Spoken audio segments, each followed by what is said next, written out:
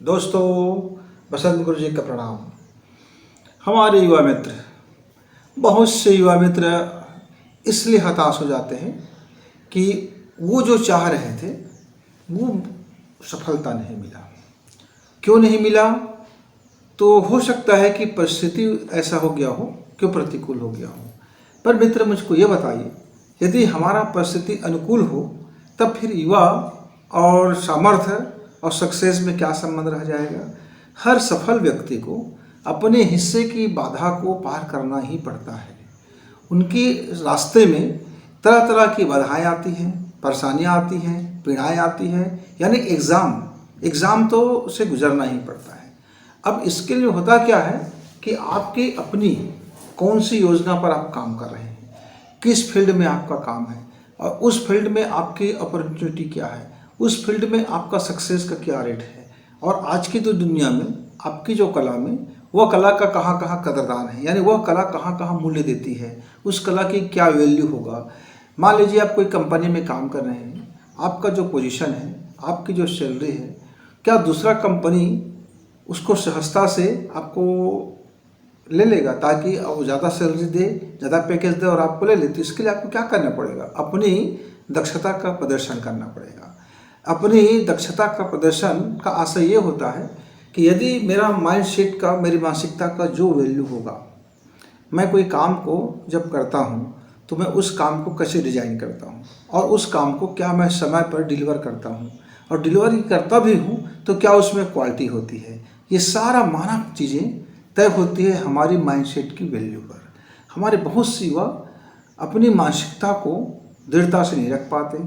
अपनी मानसिकता में वह अधूरापन ले आता है और ये अधूरेपन की मानसिकता के कारण फिर हमारी जो सक्सेस का रेट है वह भी नीचे उतर आता है। नहीं तो क्या कारण है कि एक जैसे ऑफिस में रहने वाला व्यक्ति, एक जैसे पैकेज में रहने वाला व्यक्ति, एक जैसे पद में रहने वाले व्यक्ति, सबका कार्यों की तारीफ और मूल्यांकन अलग अलग तरीके से होता है। हर व्यक्ति कार्य करता है, पर हर व्यक्ति के कार्य करने की जो फीडबैक है बिल्कुल सबको अलग अलग मिलती है। इसीलिए कहते हैं मित्र कि आप अपनी पहली मानसिकता को तय करें कि आपकी मानसिकता में क्या किंतु बट परंतु वगैरह वगैरह, ईर्ष्या, द्वेष, लोभ या काम चलाऊ, ऐसा कुछ तो बहानेबाजियाँ ऐसा तो नहीं है। कहीं आप भटके हुए रहेंगे, कहीं आपका वासना में मन रहेगा, कहीं आपका ध्यान रहेगा, आपका फोकस अपने काम पर नहीं होगा, अपनी माइंडसेट पर फोकस नहीं होगा, तो आपकी माइंडसेट की वैल्यू घटेगी। जब आपकी मानसिकता की वैल्यू घटेगी तो फिर समझ जाइए आपका भी वैल्यू घट गया। तब फिर आपको मन चाहे सफलता कैसे मिलेगी। अतः मेरे युवा मित्र, आपको अपने काम में सफलता चाहिए, ऊंचाई चाहिए, समृद्धि चाहिए, अच्छी धन चाहिए, तो आप अपनी काम के प्रति अपनी मानसिकता को सेट करें।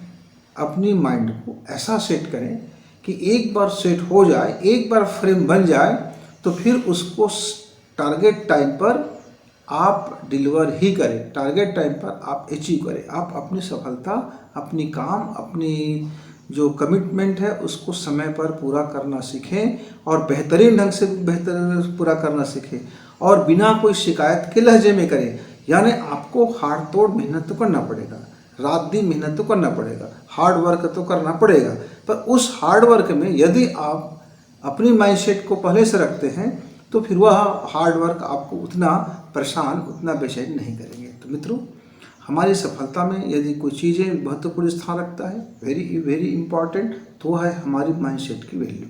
तो अपनी माइंडसेट की वैल्यू जितना आप तय करेंगे उतना ही आपकी सफलता की रेटिंग आपको प्राप्त होगा। फिर मिलेंगे, तब तक गुरु जी को विदा।